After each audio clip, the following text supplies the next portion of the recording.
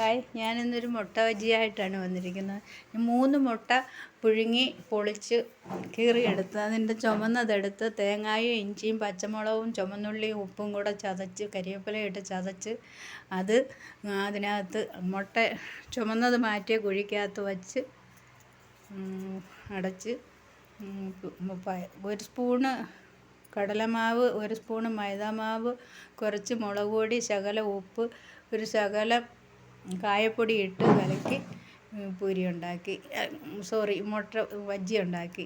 അത് ഇന്ന് എല്ലാവർക്കുമായി ഞാൻ സമർപ്പിക്കുന്നു. എൻ്റെ വീഡിയോ എല്ലാം കണ്ട് ഇഷ്ടമായാൽ ലൈക്ക് ചെയ്യണം, സബ്സ്ക്രൈബ് ചെയ്യണം, കൂടെ കൂട്ടണം.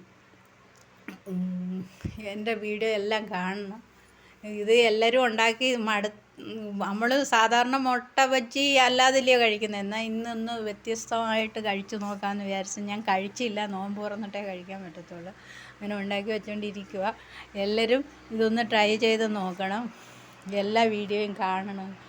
ഇത് തീർത്ത് കാണണേ പ്ലീസ്. എനിക്ക് അങ്ങനെ പറയാൻ അത്ര ഇതായിട്ടില്ല. എന്തെങ്കിലും തെറ്റായിട്ടുണ്ടെങ്കിൽ നിങ്ങൾ അത് ശരിയായിട്ട് എടുത്ത് കാണണം. പ്ലീസ് ലൈക്ക് ചെയ്യണേ, ഷെയർ ചെയ്യണേ, എല്ലാ വീഡിയോയും കാണണേ. ഇത് ട്രൈ ചെയ്ത് നോക്കി ഫീഡ്ബാക്ക് അറിയിക്കണേ. ബൈ.